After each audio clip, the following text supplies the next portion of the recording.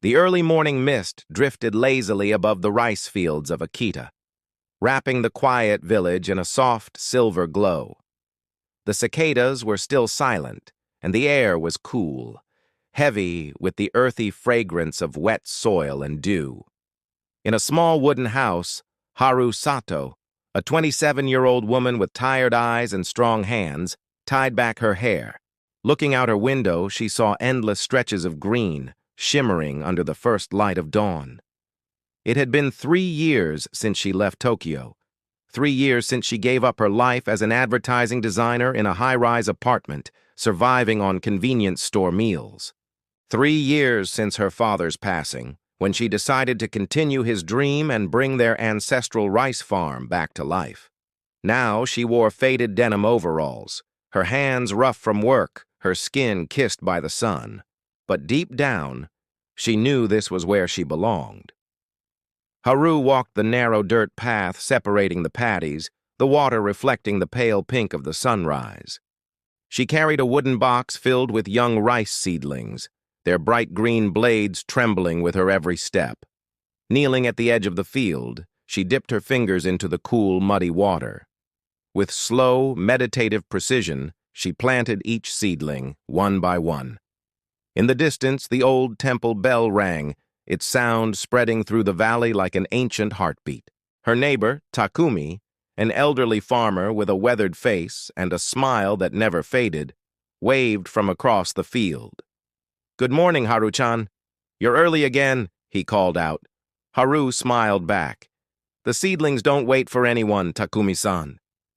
They shared a soft laugh, the simple sound echoing across the empty fields. By midday, Haru stood at the small village market, her stall filled with fresh spinach, radishes, and hand-ground rice flour. "Your vegetables always taste so sweet," said Mrs. Hana, an old customer. "It's the soil," Haru replied modestly, "and maybe a little love." The village children ran past, their laughter carried on the warm wind. But life wasn't always this simple. Sales were slow, the harvest unpredictable, and sometimes, late at night, Haru wondered if she was clinging to a past that no longer existed. 2 weeks later, the sky turned gray. Heavy clouds gathered, and by evening, a fierce summer typhoon descended. Rain slashed across the fields, turning them into violent rivers. Haru rushed outside, struggling to secure the bamboo supports for her plants. "Hold on! Please hold on!" she whispered through the roaring wind.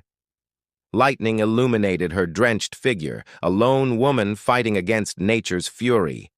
The water rose to her knees, threatening to drown the seedlings she had nurtured for months. Amid the chaos, Takumi appeared with a lantern. "Haru! Get inside! You can't fight the storm!" he shouted. "I can't lose them, Takumi-san," she cried. "They're all I have left of him." But a huge gust tore through the field, knocking her down. Takumi grabbed her arm, dragging her to safety as the world blurred into darkness. When Haru opened her eyes, the storm had passed. The once green fields were flattened, many seedlings washed away. The air smelled of earth and loss. Takumi walked beside her. "We'll replant," he said quietly. "It's not over." But Haru fell to her knees, tears mixing with the dirt. "I'm sorry, Father. I couldn't protect it," she whispered. That night, sitting before a photo of her father, she remembered his voice. "Farming isn't about winning against nature. It's about learning to grow with it." Something inside her shifted. The next morning, Haru stepped into the fields barefoot and began to replant, one seedling at a time. Soon, other villagers joined, Takumi, Mrs. Hana, even the children. Together they worked in silence as an old farming song floated across the valley, soft and hopeful. Months passed. The fields, once destroyed, now shimmered golden under the harvest moon. Villagers gathered, laughing and singing under swaying lanterns. Haru, wearing a simple yukata, carried a basket of her first successful harvest. As she placed it at the temple altar, she whispered, "Father, we did it." Takumi stood beside her, smiling proudly. You see? The land remembers kindness. Later that night, Haru watched the lanterns reflect on the water, a profound peace settling over her. The next morning, she walked the familiar path. The earth was alive beneath her feet. Touching the new seedlings gently, she whispered, "Grow strong."